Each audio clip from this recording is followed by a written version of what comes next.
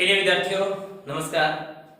आपका हमारे इस गुरु Sikar study hub YouTube channel पर हार्दिक स्वागत है। जिन विद्यार्थियों ने अभी तक हमारे इस चैनल को सब्सक्राइब नहीं किया वो तुरंत ही सब्सक्राइब कर दें और बेल आइकन बटन पर क्लिक भी करें ताकि नए आने वाली वीडियोस आपको समय पर मिलते रहें। तो कल हमने सहज संबंध के अंदर अभिक्रिया मध्यवर्ती के अंदर मुक्त मूलक यानी फ्री रेडिकल के बारे में स्टडी की थी। आज सेकंड पार्ट रहेगा कार्ब धनायन यानी कार्बोकेटायन जिसको कार्बोनियम आयन बोलते हैं। तो सेकंड हेडिंग रहिए कार्ब धनायन। ये किस टाइप का अभिक्रिया मध्यवर्ती होता है? कार्ब धनायन या जिसको बच्चों बोलते हैं कार्बोनियम या फिर कार्बकेटायन।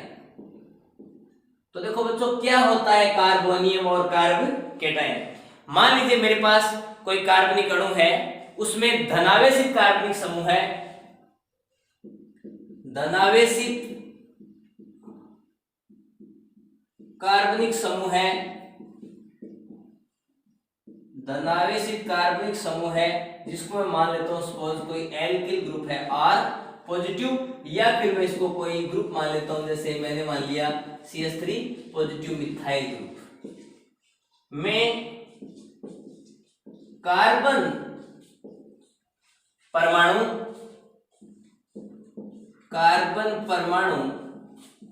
के संयोजकता कोष में कुल 6 इलेक्ट्रॉन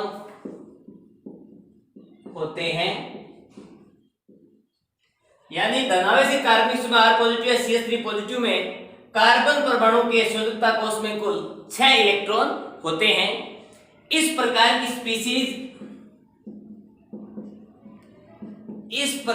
की स्पीशीज कार्ब धनायन कहलाती है। कार्ब धनायन कहलाती है। एग्जाम्पल की यदि बात करूं, जैसे ये आपके पास है CH3 पॉजिटिव यानी मेथिल कार्बोकेटायन।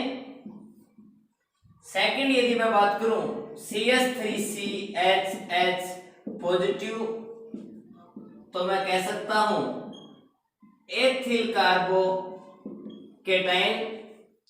इसी टाइप से C6H5 CH पॉजिटिव जिसको मैं बोल सकता हूं बच्चों फेनिल के साथ ये ग्रुप एड है, इसका मतलब इसका नाम बोलेंगे हम बेंजील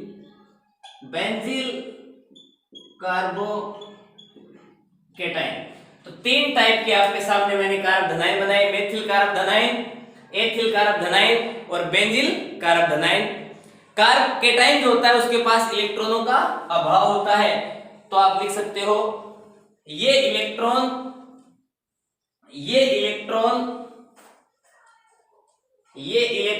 न्यून स्पीशीज होती हैं। ये इलेक्ट्रॉन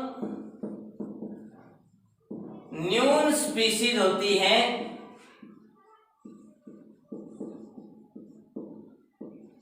ये इलेक्ट्रॉन न्यून स्पीशीज होती हैं तथा धनावेश उस कार्बन परमाणु तथा धनावेश उस कार्बन परमाणु पर उपस्थित होता है जिसके संयोजकता कोष में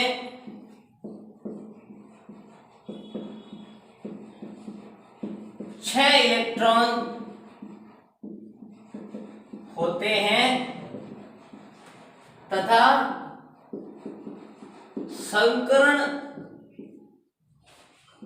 sp2 होता है एवं संरचना समतल त्रिकोणीय होती है। तो ये CH ये कोई मेथिल कार्बन आयन है। इसकी मैं यदि बात करूं तो ये सिग्मा बॉन्ड, ये सिग्मा बॉन्ड और ये सिग्मा बॉन्ड, और इसकी बच्चों जो स्ट्रक्चर है वो स्ट्रक्चर आपकी होती है ट्राइगोनल प्लेनर। स्ट्रक्चर आपकी होती है जी ट्राइगोनल प्लेनर। हाइब्रिडाइजेशन जो होता है बच्चों वो होता है sp2। बॉन्ड एंगल जो होता है वो होता है 120 डिग्री, और ये इसके पास होता है असंकृत रिक्त 2p जड़ कक्षक। असंकृत रिक्त 2p जड़ कक्षक होता है। तो देखिएगा मैंने क्या कहा कि इलेक्ट्रॉन न्यून स्पीशीज होते हैं। धनावेश उस कार्बन परमाणु पर उपस्थित होता है जिसके संयुक्ता कोष में 6 इलेक्ट्रॉन होते हैं तथा संकरण sp2 होता है एवं संरचना समतल त्रिकोणीय होती है। अब हम बात करेंगे कि इस प्रकार के जो मध्यवर्ती है वो कैसे बनते हैं। इस प्रकार के मध्यवर्ती बच्चों आपके जो सहसंयोजक जो बंध है उस सहसंयोजक बंध के इस प्रकार के मध्यवर्ती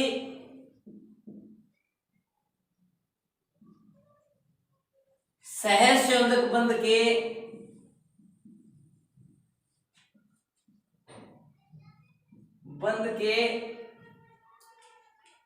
विस्मास विदलन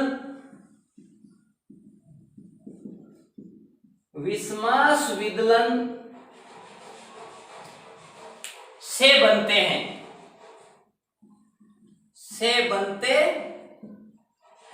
तो ध्यान रखें इस प्रकार के मध्यवर्ती सहसंयोजक बंध के विस्मास विदलन से बनते हैं। तो देखिएगा ये मध्यवर्ती बनना तो हम कह सकते हैं हेडिंग सकते हैं कारक धनायन का बनना, कारक धनायन का बनना यानी फॉर्मेशन ऑफ कारक केटाइन। तो देखिएगा आपके पास कोई स्पीशीज है जिसको हम बोलते हैं बच्चों मेथिल क्लोराइड।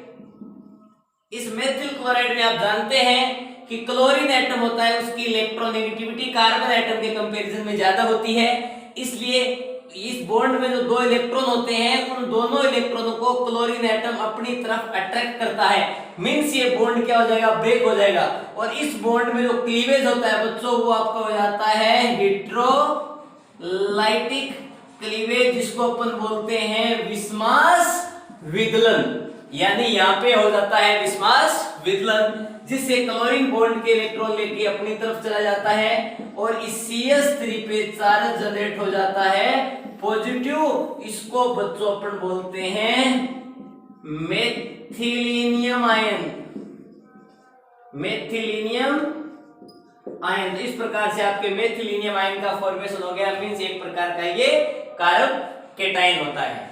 ठीक है जी। दूसरी कंडीशंस इसी प्रकार, ये तो पहली कंडीशन हुई कारक धनायन बनने की। दूसरा तरीका भी अपने पास होता है कारक धनायन के फॉर्मेशन का। तो सेकंड मेथड है कारक धनायन के फॉर्मेशन का। तो ध्यान से देखिएगा, ये आपके पास कोई स्पीशीज है, सपोज ये आपकी एल्कीन है, इसकी रिएक्शन आपने करवाई किसी प्रोटॉन के साथ, और ये जो प्रोटॉन होता है वो इलेक्ट्रॉन डिफिशिएंट स्पीशीज होता है, जिससे जिस कार्बन एटम के पास जाता है उस कार्बन एटम, क्योंकि भिखारी कहीं भी जाएगा तो वहां क्या करेगा, इलेक्ट्रॉन डेंसिटी को कम करेगा ना। तो एक प्रकार इसके पास इलेक्ट्रॉन की कमी है, मींस ये एक इलेक्ट्रॉन डिफिशिएंट स्पीशीज है। मींस ये इलेक्ट्रॉन से प्रेम करेगा, इलेक्ट्रॉन से स्नेह करेगा। मींस ये इलेक्ट्रॉन लेने के लिए इस कार्बन के पास चला जाएगा, जिससे इस कार्बन के ऊपर इलेक्ट्रॉन डेंसिटी कम हो जाएगी। तो इस कार्बन की इलेक्ट्रोनेगेटिविटी इस अदर कार्बन से क्या हो जाएगी, ज्यादा हो जाएगी, जिससे ये बॉन्ड के इलेक्ट्रॉन अपनी तरफ क्या करेगा, अट्रैक्ट करेगा। आप जानते हो ये सिग्मा बॉन्ड होता है, दूसरा बॉन्ड ये पाई होता है। पाई बॉन्ड होता है वो सिग्मा बॉन्ड के कंपैरिजन में वीक होता है, इसलिए पाई बॉन्ड के इलेक्ट्रॉन इधर ट्रांसफर कर लेता है। इलेक्ट्रॉन यहाँ आएंगे क्या, माइनस चार्ज आएगा, माइनस के साथ प्लस ऐड हो जाएगा, यहाँ पर इलेक्ट्रॉन की कमी आ जाएगी, जिससे यहाँ पे पॉजिटिव चार्ज जनरेट हो जाएगा। मींस ये आपका हो गया CH2, यहाँ पॉजिटिव चार्ज आ गया, और इस CH2 के साथ ये हाइड्रोजन का एडिशन हो गया। मींस ये आपका एक प्रकार का क्या बन गया, एथिल कार्बोकेटाइन। तो ये आपका बन गया बच्चों एथिल कार्बोकेटाइन। तो ये आपकी एल्कीन है, इस पे प्रोटॉन का एडिशन करवाया, आपके पास एथिल कार्बोकेटाइन बन गया। इस कार्बोकेटाइन बनाने के आपको दो मेथड बता दिए। मेथिल क्लोराइड में इलेक्ट्रॉन रिच स्पीशीज थी क्लोरीन, और जिसकी इलेक्ट्रोनेगेटिविटी कार्बन से ज्यादा थी, तो क्लोरीन बॉन्ड के इलेक्ट्रॉन लेके अपनी तरफ चला गया, कार्बन पॉजिटिव चार्ज जनरेट कर दिया, वो भी एक प्रकार का कार्बोनाइन था। दूसरा, एल्कीन के ऊपर जब H+ का एडिशन करवाया तो हाइड्रोजन उस कार्बन एटम पे आया जिसके ऊपर इलेक्ट्रॉन डेंसिटी को कम कर दी, तो कार्बन पाई बॉन्ड के इलेक्ट्रॉन को अपनी तरफ शिफ्ट कर लिया, जिससे कार्बन पे नेगेटिव चार्ज जनरेट और नेगेटिव से पॉजिटिव का एडिशन हो गया। इस कार्बन पे इलेक्ट्रॉन डेंसिटी कम होगी तो यहाँ पर पॉजिटिव चार्ज जनरेट हो गया, मींस यहाँ पे कार्बोकेटाइन का फॉर्मेशन हो गया। अब आप देखिएगा कि ये पॉजिटिव चार्ज किस कार्बन एटम पे है। पॉजिटिव चार्ज की बेसिस पे फिर इनको चार टाइप में क्लासिफाई कर दिया गया। Super 1 degree carbocation, 1 degree carbocation, 2 degree carbocation और 3 डिग्री कार्बोकेटाइन। देखिएगा सपोज ये आपके पास CH3 है, इस पर पॉजिटिव चार्ज जनरेट हो गया। सपोज ये आपका CH3 के साथ एक यदि एल्किल ग्रुप ऐड कर दिया तो इस कार्बन पे भी पॉजिटिव चार्ज जनरेट हो गया।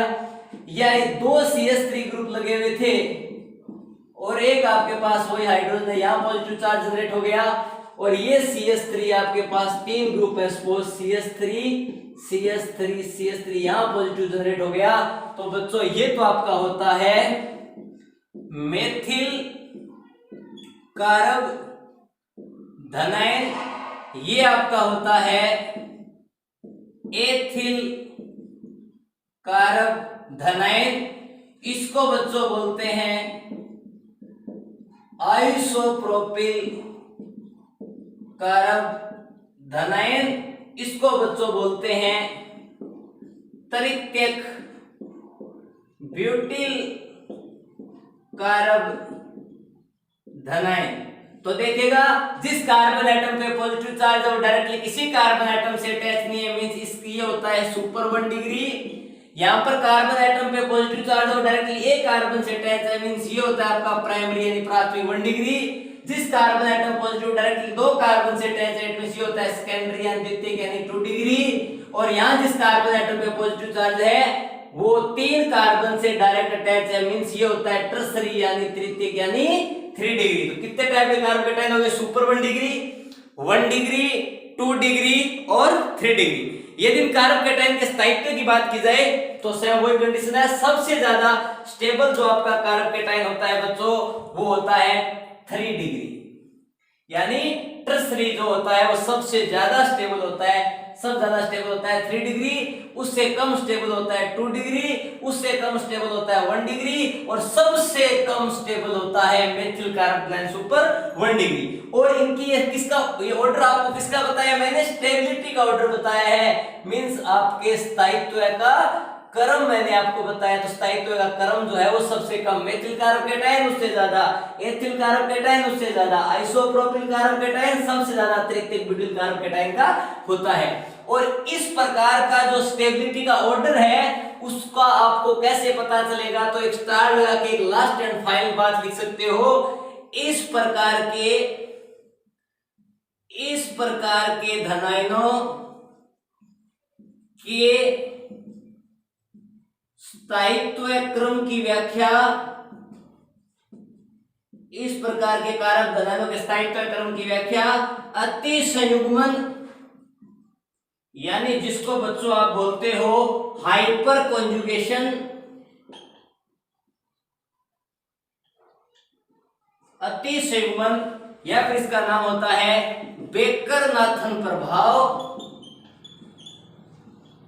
प्रभाव के द्वारा, क्या बोला मैंने, इस प्रकार के धनायनों के स्थायित्व का क्रम की व्याख्या अति संयुग्मन यानी बेकर-नाथन प्रभाव के द्वारा की जाती है। तो बच्चों ये आपके अभिक्रिया मध्यवर्ती का सेकंड पार्ट होता है कारक धनायन, वो यहीं पर कंप्लीट होता है। नेक्स्ट पार्ट हम नेक्स्ट वीडियो में पढ़ेंगे जो आपका होता है कारक ऋणायन यानी कारक धनायन। हमारे इस चैनल को ज्यादा से ज्यादा सब्सक्राइब करें, लाइक करें और बेल आइकन बटन पे क्लिक भी करें ताकि नए आने वाली वीडियोस आपको समय पर मिलते रहे। तब तक के लिए ओके।